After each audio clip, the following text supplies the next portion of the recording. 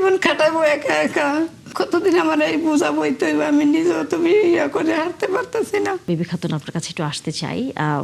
5 তারিখের ঠিক আগের দিন আপনি আপনার একমাত্র সন্তানকে হারিয়েছেন। একটু যদি বলবেন 2 বছর আগের এই দিনে কিভাবে আপনার দিনটি শুরু হলো, আপনার ছেলের সাথে কি ধরনের কথা হয়েছিল, এবং কখন আসলে আপনি জানতে পারলেন যে আপনার ছেলে আর নেই?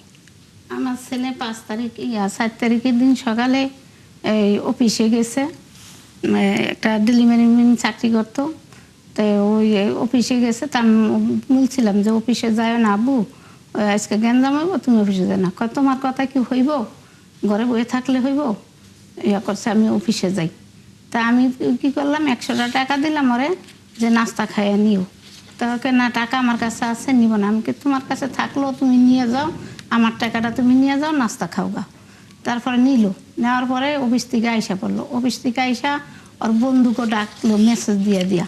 তখন আমি বললাম যে তুই মেসেজ দিয়ে দিয়ে তোর বন্ধুকে ডাকস, আমি তো বুঝি, আমি লেখাপড়া না করলেও কি হয়েছে, আমি কি কিছু বুঝি না, তুমি আমার লুকিয়ে লুকিয়ে তোমার বন্ধুকে ডাকি আনতেছ। তখন ওর 4 জন বন্ধুরা এলো ঘরে। 4 জন বন্ধুরা আসলো মতন কত গল্প টল্প করলো, গল্প করে দেখে নেটটা বন্ধ হয়ে গেছে গা। তখন 4 মিনিটে ফোন আসে ওর বন্ধুরা, আরও বন্ধুরা ফোন দেয়, আরও লগের মাইসে ফোন দেয়, যে ফোন দেয় যে নেট আছে। তো বলে যে না, নেট নাই, আমাদের ঘরেও নেট নেই। তখন ওরা কি করে, 2 জন আগে বাইরেলো আর 2 জন পরে বাইরেলো, আমার ছেলেরে নিয়ে বাইরেলো। তখন বাইরেলো, আমি কই কোথায় যাস, কয় তুমি থাকো আমি আসি। এই কথা কয়ে গেল। তখন আমি রান্না বান্না করলাম, ওর জন্য রান্না করলাম, রান্না করে ওরা খাইতে ডাকি, যাবো তুমি কোথায়, তুমি আসো।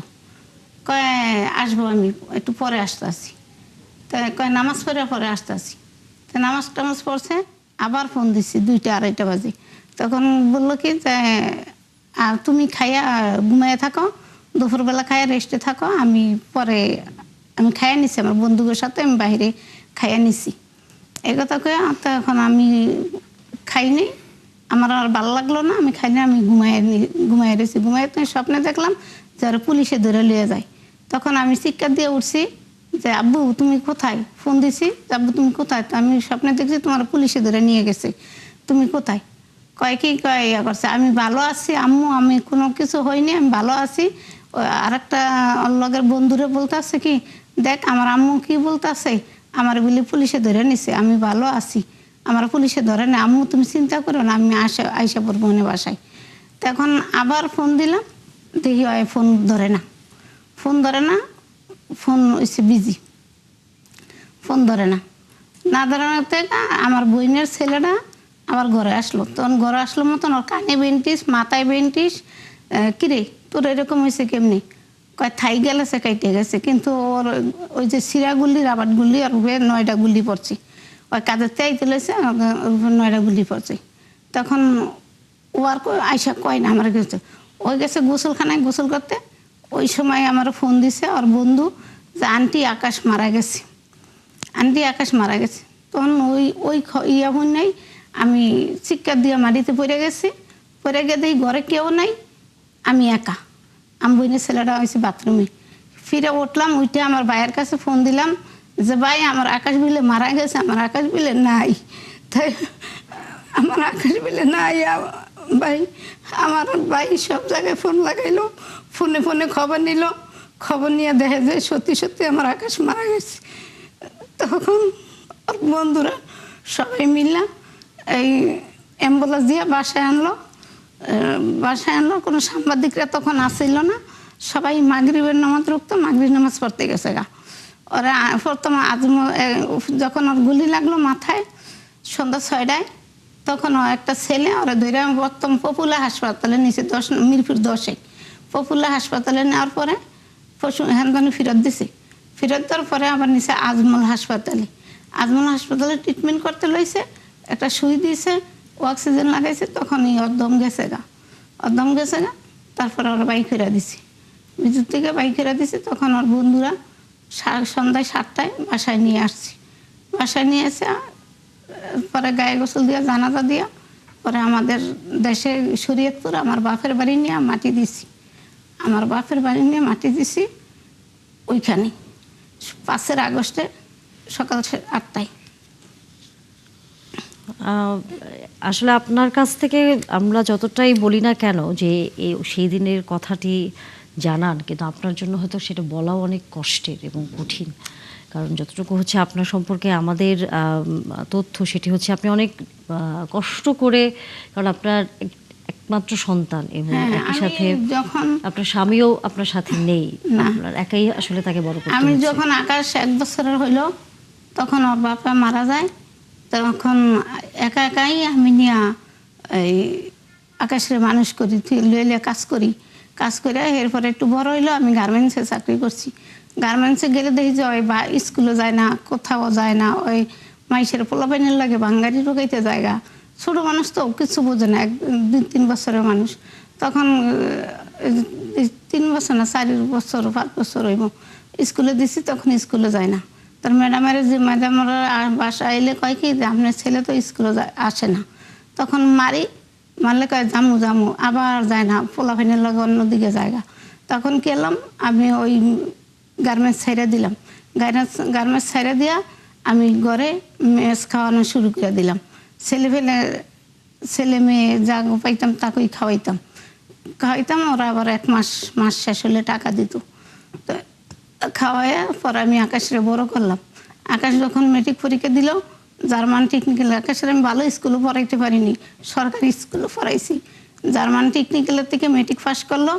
তখন মেট্রিক পাস করে আমার অসুস্থ দেখে ও একটা চাকরি নিল। আমি অসুস্থ হয়ে যাই, আমার প্রেশার হাই, তারপরে ডায়াবেটিস, তারপরে হার্টের সমস্যা। আমি কোনো কাজ করতে পারি না, আমার হাতে ব্যথা, গিরা এডি এইসব জায়গায় আমার সব ব্যথা করে, রগে ব্যথা করে। মানে আপনার সাথে আসলে আপনার ছেলে তখন হচ্ছে সংসারের দায়িত্ব, হ্যাঁ, সংসারের দায়িত্ব নিচ্ছি। তখন আমার ছেলে মেট্রিক পাস করেই একটা ওই চাকরিটা নিচ্ছি, ওই ডেলি ম্যান একটা চাকরি নিচ্ছি। তো ওই চাকরিটা নেওয়ার পর থেকে আমার কইছে যে কাজ ছাইড়া দিতে। আমি কাজ ছাড়ি নাই, আমি কইছি তোমরা বিয়ে করে আমি কাজ ছাইড়া দিব, তুমি বড় হও, বড় হইলে বিয়ে করে কাজ ছাইড়া দেবো। আমার বিয়ে করতে দেরি আছে। তখন যেদিন মারা যাবো এর আগের দিন ও বললো যে আম্মু আমি বিয়ে করতে কও, তাহলে আমি বিয়ে করবো, আমার লেগে ডক সুন্দর দেখে একটা মাইয়া দেখো, আমি বিয়ে করবো। ওই যেদিন মারা যাবো এর আগের দিন সকালবেলা ঘুমোতে উঠে অফিসে যায় আর আমার এই কথাটা কয়ে যায়। তখন কষ্ট করে বড় করলাম একা একা, মানুষের মতো মানুষ করছি। কিন্তু আকাশ কোনো বেদব ছিল না, কোনো কারোর সাথে মুখ কালা করে কথা বলতো না, হাইসা কথা বলতো সবসময়। অনেক ভদ্র ছেলে ছিল, কোনো দিন কারো বিচার আসে না ওর লইগা।